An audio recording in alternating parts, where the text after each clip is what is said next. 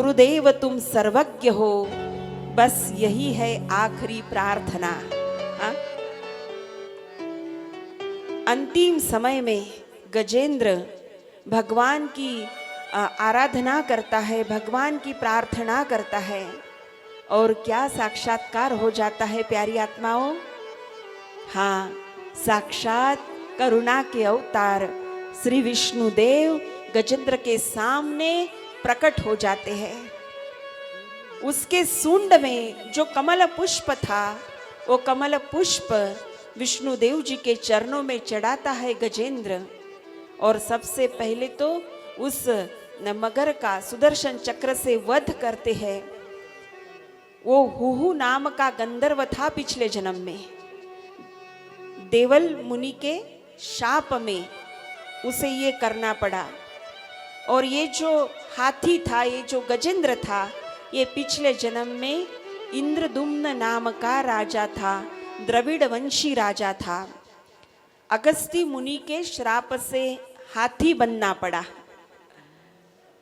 अब जैसे ही कमल पुष्प देवादिदेव श्री विष्णु जी के चरणों में चढ़ाता है गजेंद्र, तो सुदर्शन चक्र से वध करने के बाद पूछते हैं स्वयं विष्णु देव गजेंद्र को कि तेरी पुकार सुनकर मैं तेरे सामने प्रकट हुआ हूं, मैं तेरे सामने अवतरित हुआ हूं। हे मेरे प्यारे गज, तुझे जो चाहिए वो मांग ले। हाँ, तुझे जो चाहिए वो मांग ले। तो क्या कहता है गजेंद्र? अब ये ध्यान से सुनिएगा। क्या कहता है गजेंद्र? कहता है, भगवान प्राणेश्वर प्राणाधार, आप सर्वज्ञ हो, आप त्रैलोक्य के स्वामी हो, आप जगत के पालनहार हो, आप पूर्ण विश्व के त्राता हो। हाँ, और हे जगदीश्वर, आपका ये दिव्य दर्शन मुझे हो गया। इस पामर को, इस क्षुद्र को, जिसकी कोई कीमत नहीं है संसार में, और मेरे जैसे पामर को आपका दिव्य दर्शन हो गया। अब आपका दिव्य दर्शन होने के बाद इस जगत में शेष ही क्या बचा है जो मैं आपसे मांगू? कितना सुंदर उत्तर है। हाँ, कितना सुंदर उत्तर है। और बस यही उत्तर दिया था सूरदास जी ने जब भगवान कृष्ण उसके सामने प्रकट हुए थे। हाँ, उनका पहला नाम तो था बिल्व मंगल। हाँ, और बिल्व मंगल, उनकी पत्नी का नाम था रंभा। आगरा के पास एक गांव था, वहाँ ब्राह्मण परिवार में उनका जन्म हुआ। काव्य की प्रतिभा थी उनके पास। जिस किसी को देखते थे तो बस कविता पर कविता, कविता पर कविता, काव्य की अद्भुत अद्भुत रचनाएं। हाँ, अब ऐसे ही एक गणिका जिसको बोलते, एक वेश्या जिसको बोलते, अब उसका नाम रत्नावली, और उसके सौंदर्य में इतने चूर हो गए और इतना कुछ सब कुछ भूल गए। क्या है, क्या प्रपंच है, मेरे क्या गृहस्थी है, माता पिता के प्रति मेरा क्या दायित्व है, सब कुछ भूल गए बिल्व मंगल। लेकिन जैसे ही एक दिन बिल्व मंगल उस रत्नावली के पास पहुंचते हैं, तो मतलब रात में इतनी तेज वर्षा हो रही है, इतना पानी यहाँ पर बरस रहा है, और उतनी तेज वर्षा में बिल्व मंगल अत्यंत अधीर मन लेकर रत्नावली के पास पहुँचते हैं। ऊपर मंजिले में ऊपर के माले पर रहती थी रत्नावली। कैसे पहुँचूं, इतनी रात हो गई, दरवाजा कैसे खटखटाऊं? तो सोचते हैं कि मैं ऐसे ही चढ़ते जाऊं। तो एक वहां पर सर्प था जो लटक रहा था, तो बिल्व मंगल समझ नहीं पाए, ऐसा लगा कि ये रस्सी है, और उसी को पकड़कर माले पे माला चढ़ते गए, जिस माले पर रत्नावली थी। अब जैसे ये प्रसंग वो रत्नावली नाम की वेश्या देखती है, वो गणिका देखती है, तो वो कहती है कि हे बिल्वमंगल, इतनी अद्भुत कला तेरे पास है, तू काव्य करने की इतनी अद्भुत प्रतिभा तेरे पास है, और तू मेरे इस सौंदर्य पर काव्य भी करता है, लेकिन अगर तूने तेरी इस प्रतिभा से भगवान श्री कृष्ण के सौंदर्य के ऊपर अगर काव्य तू करता, हाँ, बस वो शब्द सुने और प्रायश्चित करने के लिए निकल पड़े वहां से। अब एक गांव में पहुंचे। अब आंखें तो रूपासक्त थी, जो भी स्त्री देखते थे उन्हें लगता था कि ये रत्नावली है, जो भी स्त्री के तरफ देखते थे उन्हें लगता था कि ये मेरी रत्नावली ही है। अब जैसे ये गांव में पहुंचते हैं तो वहां पर एक सौंदर्यवान स्त्री की तरफ उनका ध्यान जाता है, तो मुख में से शब्द निकल पड़ते हैं, ये रत्नावली। संजोग से उस स्त्री का नाम भी रत्नावली ही रहता है। तो वो पीछे मुड़ कर देखती है, हाँ रत्नावली, मैं तुझे पुकार रहा हूँ। हाँ तो ब्राह्मण देव, चलो मेरे घर चलो, मेरे साथ चलो, मैं आपकी सेवा करना चाहती हूँ। अब उसे लगता है कि कोई तीर्थ यात्रा करने वाले ब्राह्मण होंगे, तो उनकी सेवा करने के लिए, अर्थात उनको भोजन वगैरह, स्नान वगैरह, इसलिए वो रत्नावली उनको अपने साथ अपने घर लेकर जाती है। और जैसे ही उसके पति महाशय आते हैं कि कौन लेकर आई साथ में रत्नावली तू, तो रत्नावली कहते ही ये ब्राह्मण है, ये मुझे मिले और मुझे इन्होंने पुकारा रत्नावली कह के, तो मुझे लगा कि इनको भोजन की आवश्यकता है, कोई तीर्थ यात्रा करने वाले ब्राह्मण होंगे, तो मैं इनको लेकर आई। हाँ, अब क्या करते हैं बिल्वमंगल, सोचते हैं। अब क्या सोचते हैं कि ऐसी ही हर स्त्री मुझे अगर रत्नावली दिखी तो मैं कृष्ण के ऊपर भजन कैसे लिख पाऊंगा, मैं कृष्ण के अप्रतिम अति दिव्य सौंदर्य के ऊपर काव्य की रचनाएं कैसे लिखूंगा। तो जिस आंख ने रत्नावली को देखा, अपितु जो आंखें हर एक स्त्री को रत्नावली ही देखती है, अब उस आंखों का नाश करना चाहिए। वो आंखें मेरे काम की नहीं। बस जैसे ही वो रत्नावली आती है जल लेकर कि हाँ ब्राह्मण देव जलपान करो,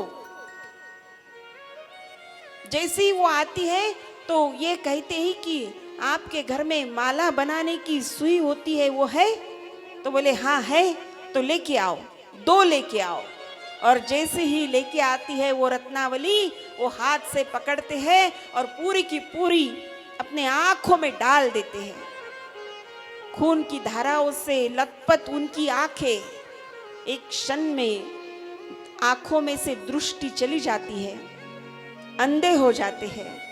और फिर अंधे होने के बाद, आंख में से दृष्टि चली जाने के बाद, अपने अंतर चक्षु से, चक्षु माने आंखें, बहिर्चक्षु माने ये आंखें जो हम सबको है, लेकिन बहिर्चक्षु से भगवान का दर्शन हम नहीं कर पाते, इसीलिए भगवान के दर्शन के लिए अंतर चक्षु की जरूरत है। तो बहिर्चक्षु तो खत्म हो गए, अब आंखें तो नहीं रही। क्या करते? अंतर चक्षु से भगवान श्री कृष्ण का ध्यान करते, गांव गांव में जाते हैं, भगवान श्री कृष्ण के ऊपर एक के ऊपर एक, एक के ऊपर एक भजन की रचनाएं करते हैं। और फिर उनकी रचनाएं सुनकर जो कोई प्रसन्न होता है वो उन्हें खाना खिलाता है, उनके भोजन का प्रबंध होता है, उनके रहने की व्यवस्था होती है गांव गांव। लेकिन ऐसे सफर में एक दिन उनको आवाज आई, हे मेरे प्यारे सूर, हाँ, हे मेरे प्यारे सूर, अरे मेरी तरफ देखो, मैं आया हूं। अरे भाई, किसकी तरफ देखना है मुझे? कौन कह रहा है कि मैं आया हूं? स्वयं भगवान श्री कृष्ण थे। अरे मैं कृष्ण, तेरा कृष्ण, मैं कन्हैया, मैं नंदनंदन। अरे खुद को कृष्ण कहते हो, अधिकार देखो। हाँ, भक्ति करते करते भक्त का अधिकार कितना बढ़ जाता है। अरे खुद को अगर कृष्ण कहते हो और सच में आप अगर मेरे वाले कृष्ण अगर होते तो ये ना कहते कि मेरी तरफ देखो। क्या मेरे कान्हा को पता नहीं है कि मैं देख नहीं सकता? हाँ, क्या अधिकार होता है। हम बातें वार्तालाप तो करते ही है, लेकिन झगड़ा भी कर सकते हैं भगवान के साथ, झगड़ भी सकते हैं भगवान के साथ। ये अगर मेरा कृष्ण होता तो क्या करते हैं, कृष्ण उनके सामने आते हैं और उनको दृष्टि प्रदान करते हैं कि ये ले आंखें, ये ले दृष्टि, दृष्टि प्रदान करते हैं। और जो कृष्ण के द्वारा दृष्टि प्रदान होती है उस दृष्टि से बिल्व मंगल कृष्ण का दर्शन करते हैं। कृष्ण के चतुर्भुज स्वरूप का, विराट स्वरूप का दिव्य दर्शन करते हैं बिल्व मंगल। हाँ, और दर्शन करने के पश्चात भगवान श्री कृष्ण आशीर्वाद देते हैं कि आज से तुझे कोई बिल्व मंगल नहीं कहेगा, आज से तुझे सब लोग सूरदास कह के जानेंगे। ये बिल्व मंगल जी का ये सूरदास नाम स्वयं भगवान श्री कृष्ण ने रखा है। प्यारी आत्माओं, आशीर्वचन सुनाते हैं और वहां से निकल जाते हैं। भगवान श्री कृष्ण वहां से निकल जाते हैं। तो ये सूरदास जी, ये बिल्व मंगल उनको पुकारते हैं, उनको बोलते हैं, उनको मतलब बोलते हैं, उनको पुकारते हैं, अरे कृष्ण रुको तो जरा, अरे रुको रुको, जाओ मत। बोले क्यों? अरे ये तूने दी हुई दृष्टि है ना, ये जो तूने दी हुई आंखें है ना, उन आंखों को लेके जा तेरे साथ। ये तो आपने दी है भगवान, इसको आपके साथ ही लेके जाओ। बोले क्यों? अरे मेरी प्रसन्नता है और मैं तेरी भक्ति से प्रसन्न हुआ हूँ और इसीलिए तुझे आंखें प्रदान की है, रख ले इन आंखों को तेरे पास। अरे दृष्टि है, तेरे काम आएगी। अब तेरी उम्र बढ़ रही है, अब बुढ़ापा समीप आएगा, दृष्टि की जरूरत है, नजर की जरूरत है। तो क्या कहते हैं बिल्व मंगल, क्या कहते हैं सूरदास? सूरदास जी कहते हैं कि इस आंखों ने तुझे देख लिया भगवन, तेरा दिव्य स्वरूप देख लिया भगवन। हाँ, सुंदर ते ध्यान उभे विटेवरी। हाँ, हमारे विठलनाथ जी भगवान कितने सुंदर है। हाँ, हमारे भगवान श्री कृष्ण कितने सुंदर है। हाँ, हमारे राघवेंद्र सरकार कितने सुंदर है। बोले इन आंखों से अब तुम्हारा दिव्य दर्शन मैंने देख लिया, तुम्हारा दर्शन मैंने पा लिया। अब जगत के अंदर ऐसा क्या बचा है कि ये आंख देखे? हाँ, जिस आंखों ने तुझे देख लिया भगवान, अब इन आंखों के लिए शेष नहीं बचा कुछ भी कि ये आंख देखे। अब ये आंखें मेरी किस बात की? तेरी आंखें है कृष्ण, तू साथ लेकर जा। हाँ, क्या कहते हैं? हाँ, सूरदास जी। और आज ऐसी ही बात कहते हैं गजेंद्र। हाँ, हरि अवतार है ये भगवान का। कल ध्रुव का प्रसंग सुना ना। हाँ, तो वहां पर भी ध्रुव को आशीर्वचन सुनाने के लिए आए भगवान विष्णु भगवान, तो वो भी हरि अवतार, ये भी हरि अवतार है। तो भगवान श्री विष्णु जी कहते हैं कि मांग ले गजेंद्र, तुझे क्या चाहिए? सोच के देखो, थोड़ा सा कथा से अलग होकर, कथा से बाहर निकलकर थोड़ा सा सोच के देखो उपस्थित देवियों और सज्जनों, कि अगर भगवान हमारे सामने आकर खड़े हो जाते और हमें कहते कि मांग ले तुझे क्या चाहिए। हाँ, मांग ले मेरे बच्चे, मांग ले तुझे क्या चाहिए। तो हम क्या क्या नहीं मांगते भगवान को। हाँ, क्या क्या नहीं मांगते। अरे हमारी बुद्धि तो भगवान सामने है, हम तो क्या नहीं मांगे भगवान को। हाँ भगवान, ऑडी गाड़ी की बुकिंग की 6 महीने पहले, गाड़ी अब तक नहीं आई। हाँ बस तेरी कृपा से गाड़ी आनी चाहिए बस। हाँ हमारे सामने अगर भगवान खड़े रहे, सोच के तो देखो, रहेंगे तो नहीं हमारे सामने, लेकिन उनका लग गया रॉन्ग नंबर, गलती से आ गए हमारे सामने, खड़े हो गए। हाँ और हमें कहा कि मांगो तुम्हें क्या चाहिए, तो हम क्या क्या नहीं मांगेंगे भगवान को। रुको रुको, अभी तो लिस्ट बनाता हूँ। हाँ क्या हमारी एक मांग होगी?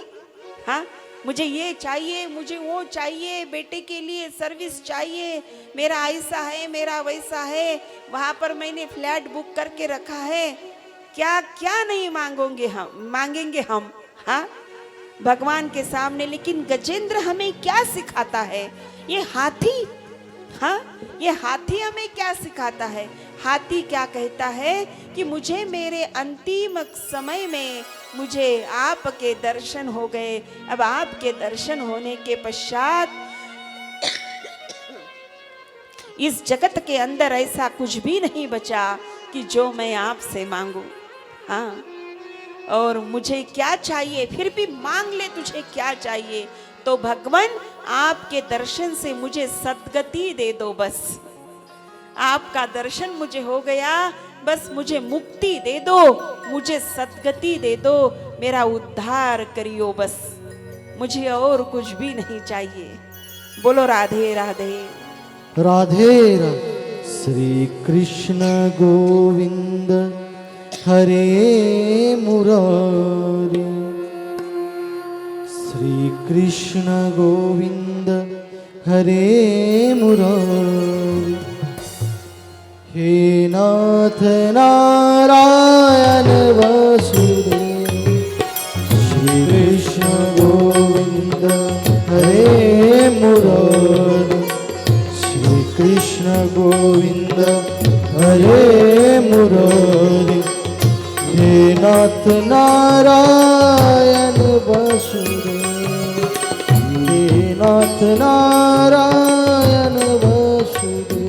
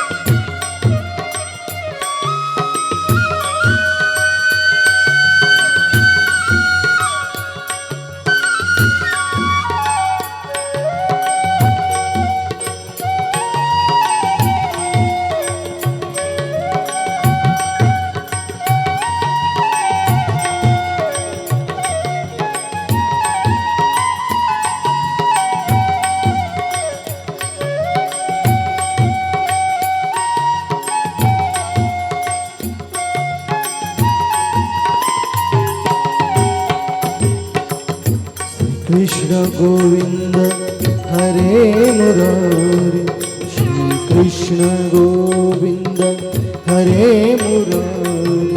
हे नाथ नारायण वासुदेव, श्री कृष्ण गोविंद हरे मुरारी, श्री कृष्ण गोविंद हरे मुरारी। हे नाथ नारायण वासुदेव। कृष्णा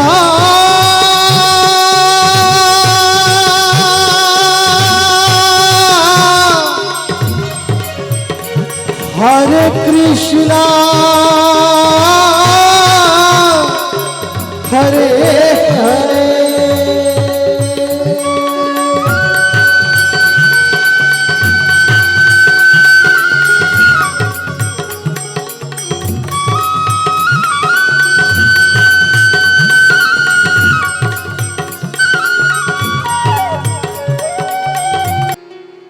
प्रसंग आता है।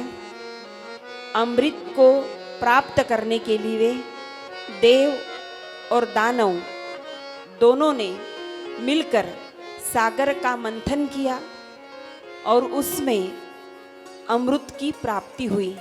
लेकिन सबसे पहले क्या हुआ? सबसे पहले हलाहल नाम का जहर, जिसे आप विष बोलते हो, वो ऊपर आया। इससे भी पहले तो भगवान का एक अवतार यहाँ पर भी हुआ।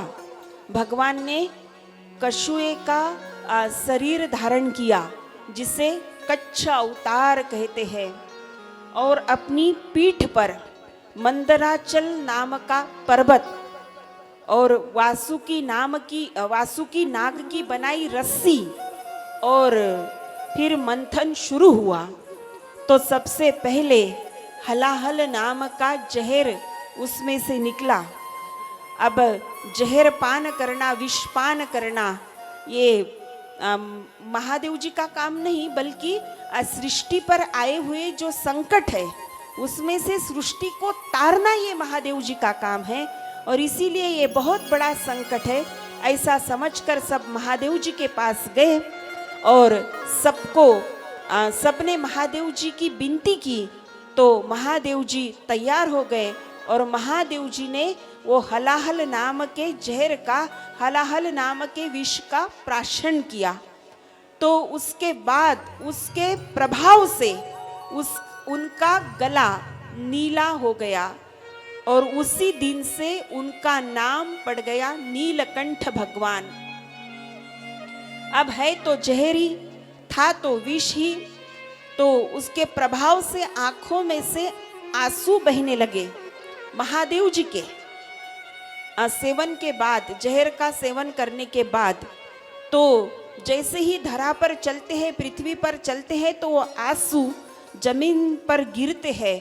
तो उस आंसुओं से एक पेड़, एक पौधा तैयार हुआ और उस वृक्ष का नाम है, उस पेड़ का नाम है रुद्राक्ष।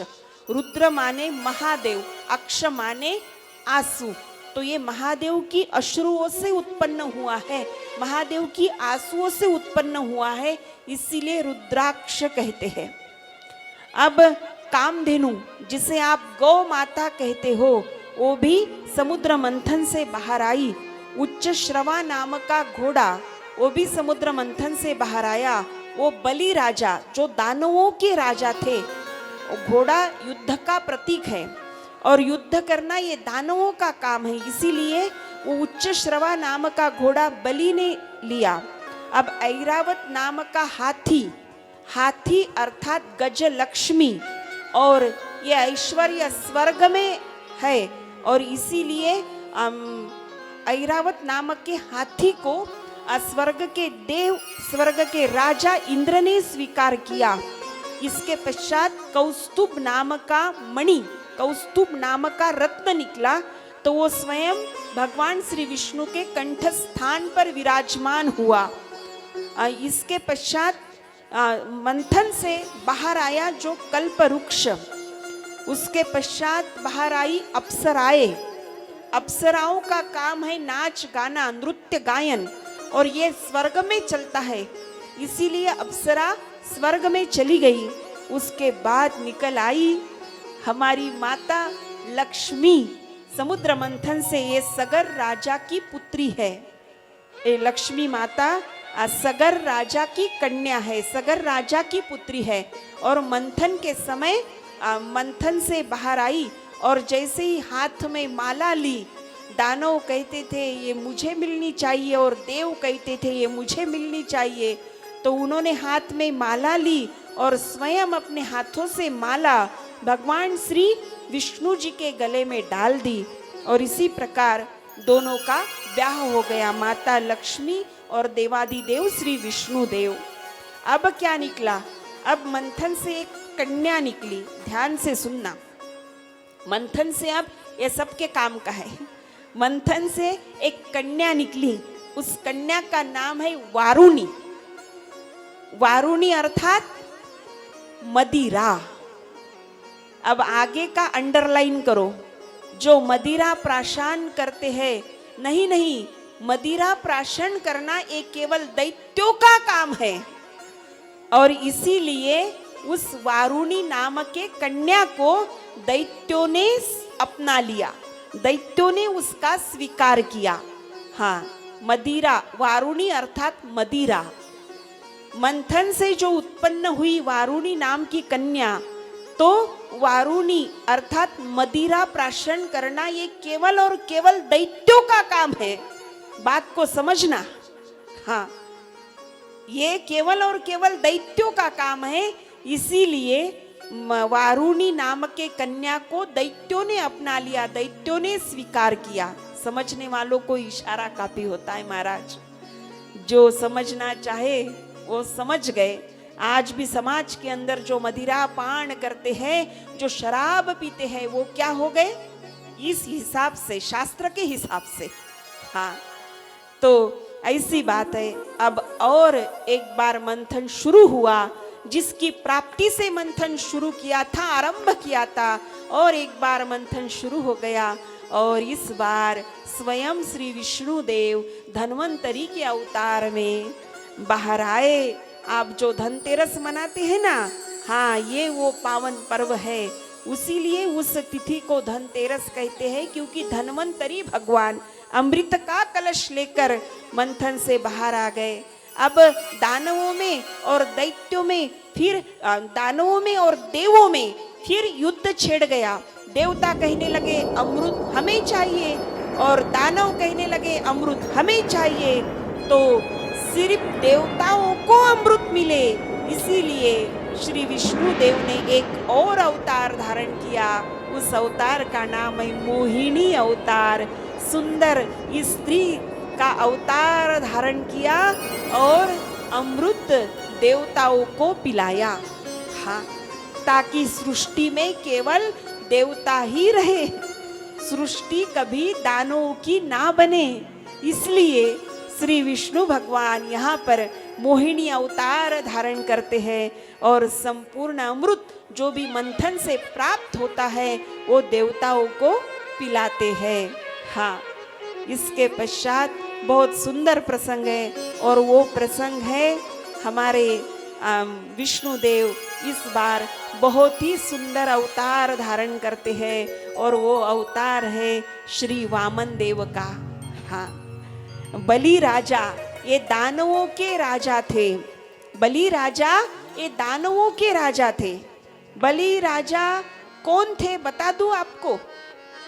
दानवों के राजा तो थे ही, लेकिन एक और पहचान है उनकी, बता देती हूँ आपको कि बलि राजा, कल आपने जो प्रहलाद जी का चरित्र सुना ना, हाँ, तो प्रहलाद का पुत्र विरोचन और विरोचन का पुत्र बलि, अर्थात बलि राजा प्रहलाद जी के नाती थे।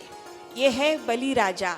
हाँ, ये है उनकी पहचान कि उनके दादा प्रहलाद वो थे भगवत भक्त, वो थे विष्णु भक्त, और नाती भी दादा के जैसा ही निकला, दानशूर।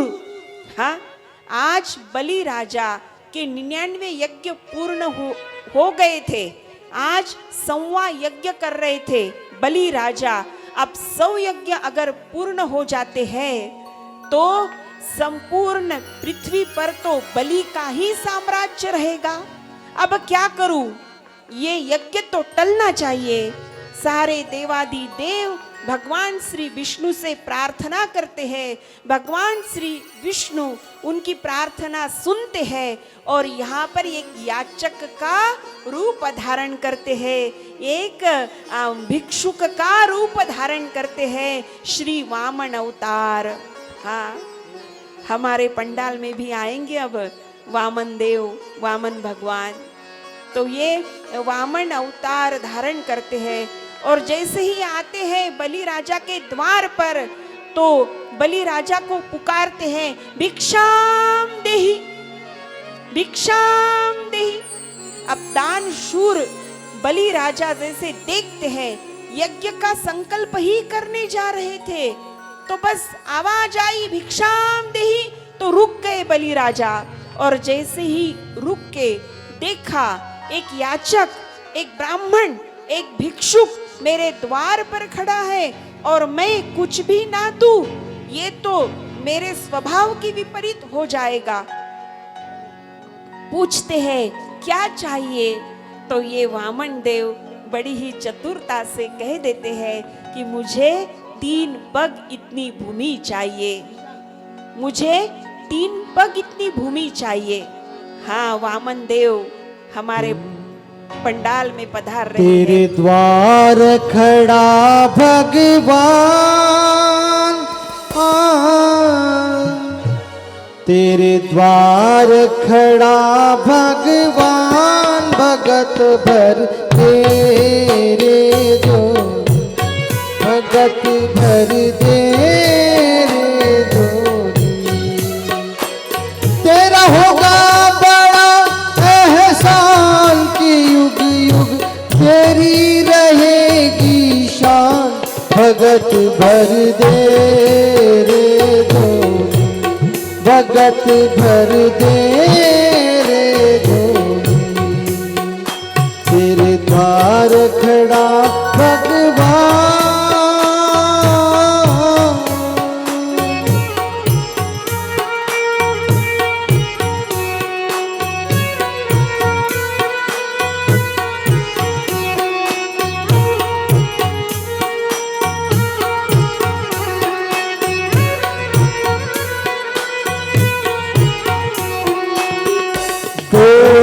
उठी है सारी धरती, डोला गगन है सारा, भीख मांगने आया तेरे दर, जगत का पालनहार रे, जगत का पालनहार। मैं आज तेरा मेहमान, मैं आज तेरा मेहमान की कर ले मुझसे जरा पहचान, भगत भर दे रे दो, भगत भर दे रे दो। द्वार खड़ा भगवान।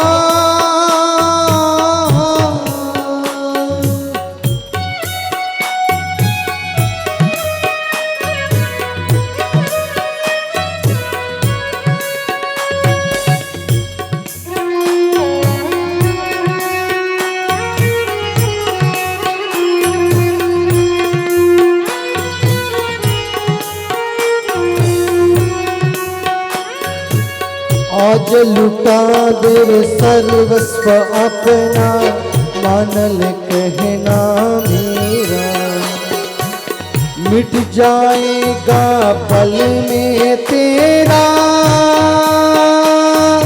जन्म जन्म का फेरा रे, जन्म जन्म का फेरा।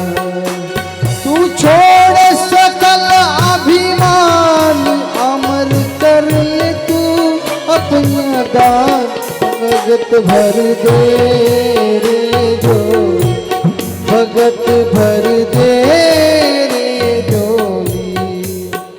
तेरे द्वार खड़ा भगवान, भगत भर दे रे जोगी।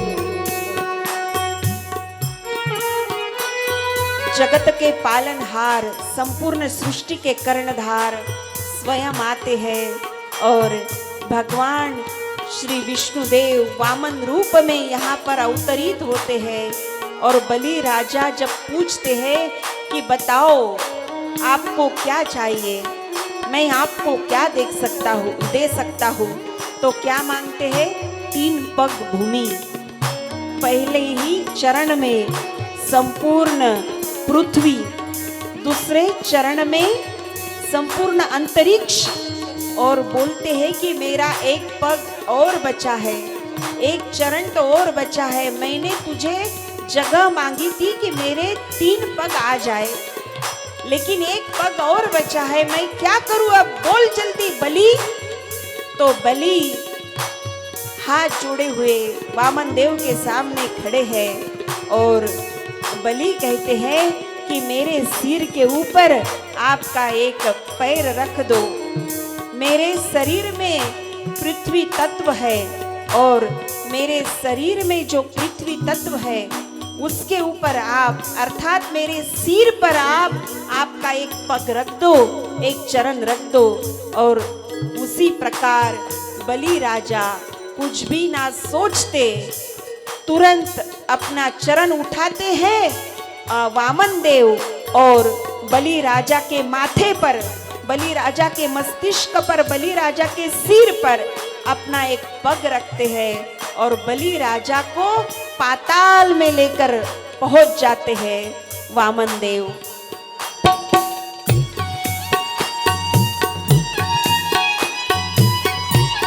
हरि बोल।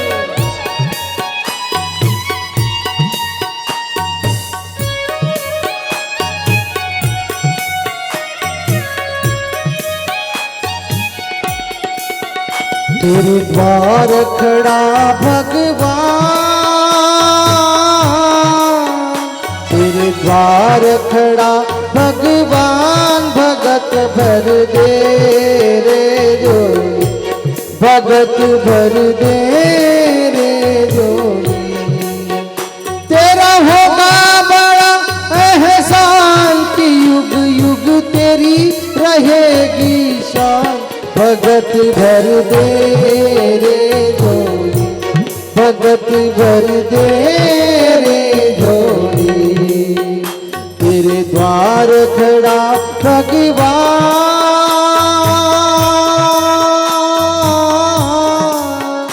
तेरे द्वार खड़ा भगवान, भगत भर दे रे जोड़ी, भगत भर दे रे जोड़ी।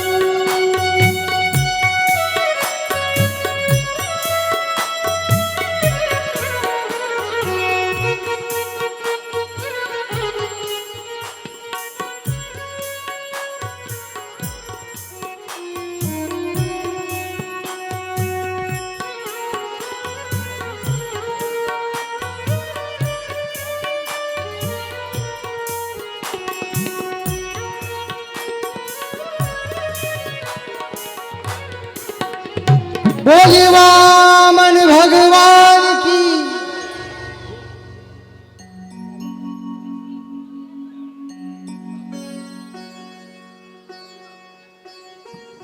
और इस प्रकार श्री वामन देव हमारे पंडाल में, वामन भगवान हमारे पंडाल में पधारे।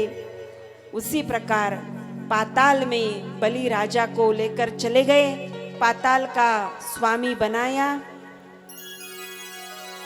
पाताल का स्वामी बनाया बलि राजा को। और वो वहां पर पाताल में, पाताल का स्वामी तो बलि राजा को बनाया ही, लेकिन वहां पर जो राजमहल था बलि राजा का, वहां की पहरेदारी करने लग गए, कर रहे अभी। हाँ, तो आपको ही जाना पड़ेगा उनको लेने के लिए, तभी तो आएंगे वो, नहीं तो नहीं आएंगे। भक्त के वश में है भगवान। हाँ, अगर आप जाओगी माँ तभी तो आएंगे, नहीं तो नहीं आएंगे।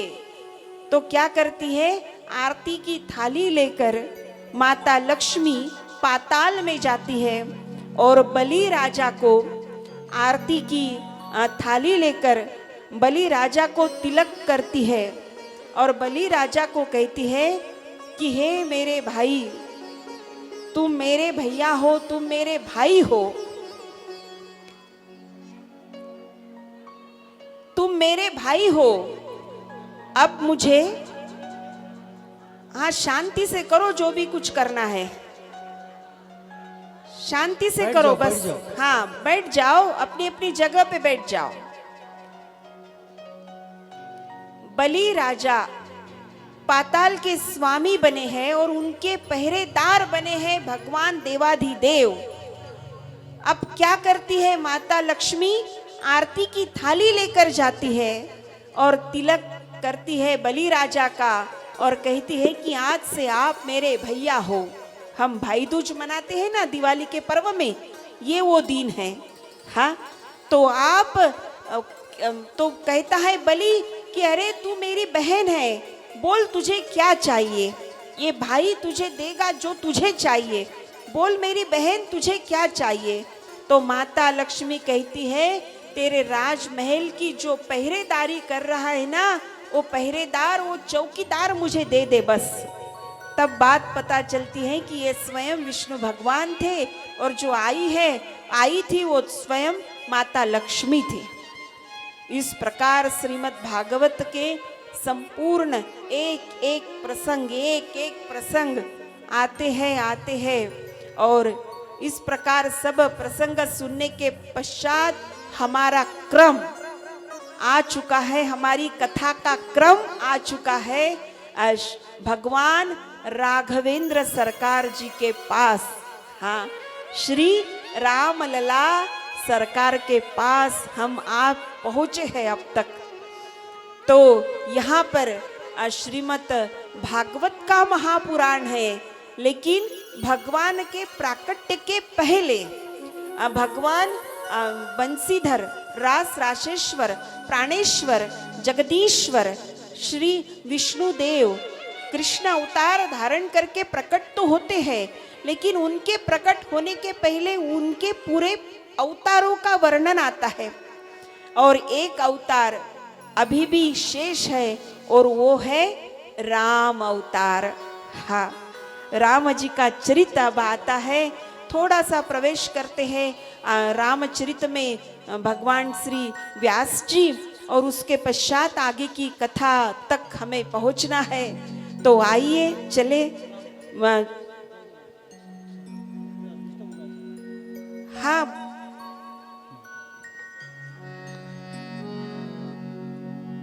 देखना जगह जगह पर से कोई उठे ना, बस आप कथा सुनो। हाँ, जगह पर से कोई उठे ना, बस कथा सुनो आप। तो चलिए बड़े ही शुद्ध चित्त भाव के साथ अपना चित्त शुद्ध करने के लिए कहते हैं।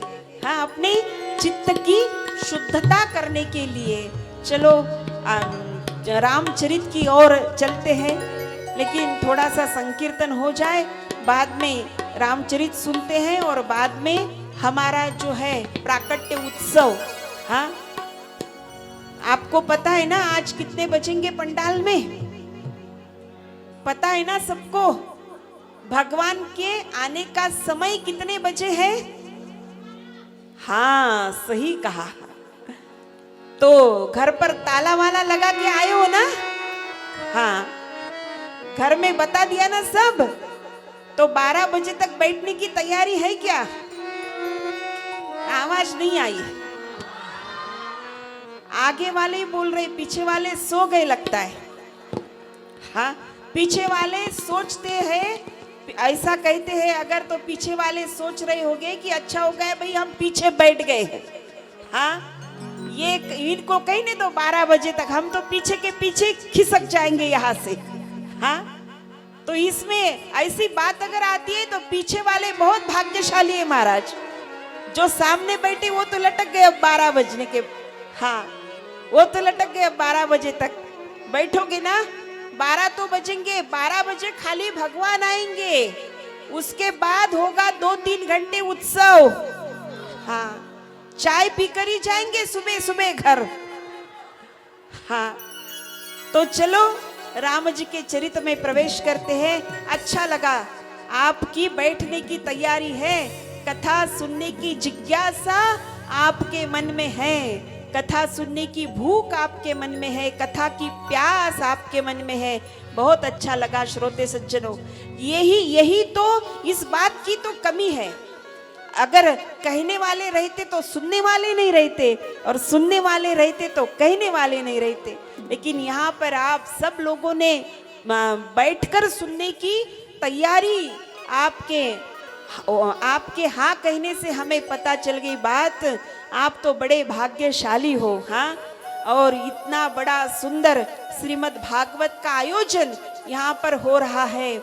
एक बार जोरदार पूरे के पूरे कलंत्री परिवार के लिए ताली हो जाए। हाँ, इन्होंने बहुत बड़े ज्ञान का दान आपके पास लाकर छोड़ा है। हाँ, ये कोई सहज बात नहीं है श्रीमद् भागवत का आयोजन करना। ये कोई आसान काम नहीं है उपस्थित सज्जनों। हाँ, ये बहुत बड़ी बात है, ये बहुत बड़ा यज्ञ है। श्रीमद् भागवत का आयोजन करना बहुत बड़ा यज्ञ है। ऐसा कहते हैं कि 11 पीढ़ियों का उद्धार इस आयोजन से होता है। हाँ, जोर से ताली बजनी चाहिए।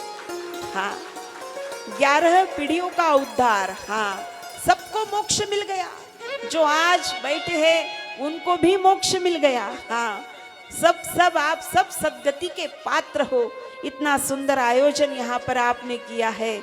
बड़े ही श्रद्धालु है, पूरा परिवार बड़ा ही भावुक है। वैसे तो गढ़चिरौली के लोग है ही बड़े भावुक। हाँ, ये तो हमारा दूसरा अनुभव है। पहली बार हम आए थे राम मंदिर में राम कथा सुनने के लिए। हाँ, वहाँ की केहूर के ताई है, दशमुखे ताई है, यहाँ पर बैठी है। हाँ, तो हम आए थे तो वहाँ उस वक्त भी हमारा बड़ा ही सुंदर अनुभव रहा। हाँ, बबलू भाई साहब जो शर्मा जी, हाँ, उन्होंने आमंत्रण दिया था उस कथा का। कॉन्ट्रैक्टर निम्बाड़कर साहब वो भी थे आयोजक, पूरे कमेटी के अध्यक्ष, और उन्होंने आमंत्रित किया था। तो उस बार भी बड़ा सुंदर अनुभव रहा। उस बार भी आप गढ़चिरौली वासियों की भावुकता हमें देखने के लिए मिली, और आज भी आपका भावुक भाव, सुनने की उत्कंठा, सुनने की जिज्ञासा, और बड़े अच्छे भाव से आप यहाँ पर बैठते हो, सुनते हो। ये होना बहुत जरूरी है। हृदय में इस भाव का होना अति आवश्यक है, और ये भाव आपके पास है। मैं तो ये सोचती हूँ कि पता नहीं गढ़चिरौली का नाम लेकर लोग डरते क्यों है। हाँ, इतने प्यारे लोग हैं गढ़चिरौली के अंदर रहते हैं, लेकिन पता नहीं नाम सुनकर हमारे इधर के जो क्लास 1 अधिकारी वगैरह है ना, यहीं पर आते हैं। पोस्टिंग जब होती है तो कहाँ पे पोस्टिंग हुई तो गढ़चिरौली में हुई, कहाँ पे पोस्टिंग हुई तो गढ़चिरौली में हुई। हाँ, यहाँ आलापल्ली, शिरोंचा, यहाँ पर पहली पोस्टिंग होती है। क्लास 1 ऑफिसर वगैरह हमारे इधर के यहाँ आते हैं तो बहुत डरते हैं। लेकिन अब मैं उनको कहूँगी मेरा अनुभव कि डरो मत। हाँ, वहाँ पे तो सारे के सारे परिवार बहुत ही भावुक है। हाँ, बहुत ही भावुक है। हाँ,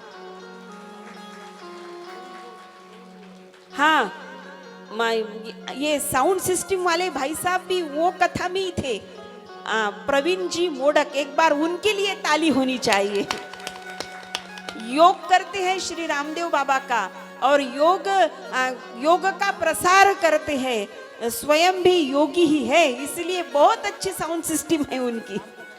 हाँ, राम कथा में इनका ही सिस्टम था।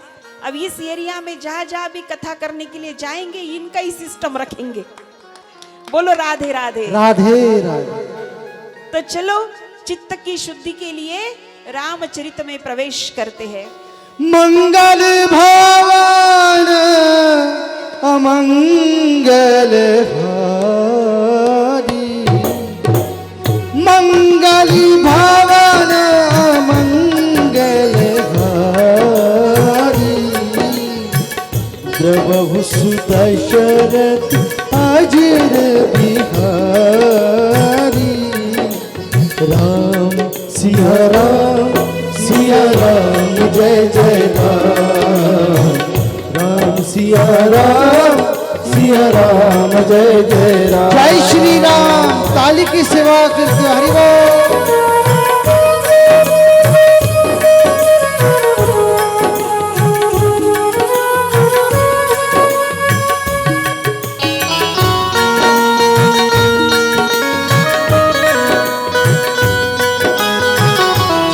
श्री राम।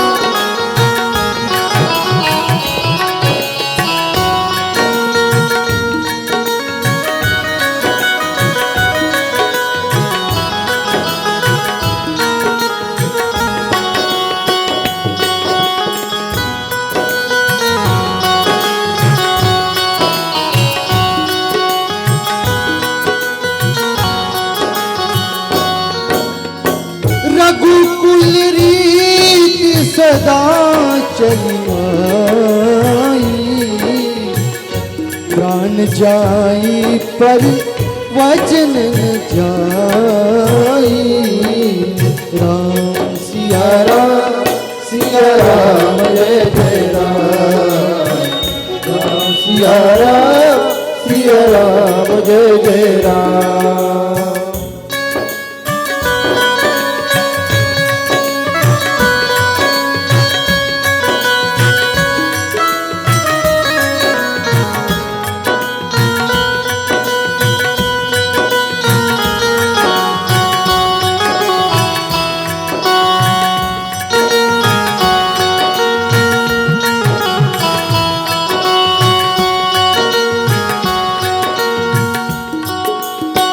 हरि अनंत हरि कथा अनंत, कहि सुनहि बहु विधि सब संता।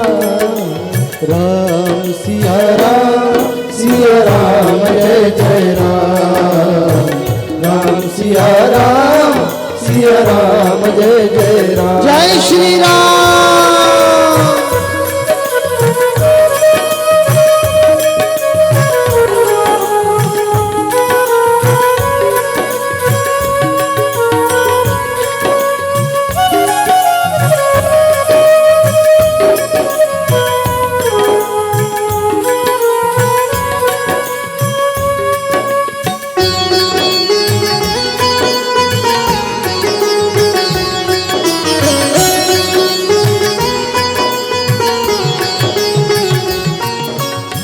मंगल भवन अमंगल हारी, मंगल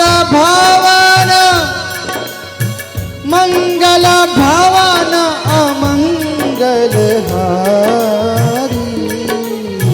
द्रवहु सुदशरथ अजर बिहारी। राम सिया राम जय जय राम। राम सिया राम जय जय राम। राम सिया राम जय जय राम।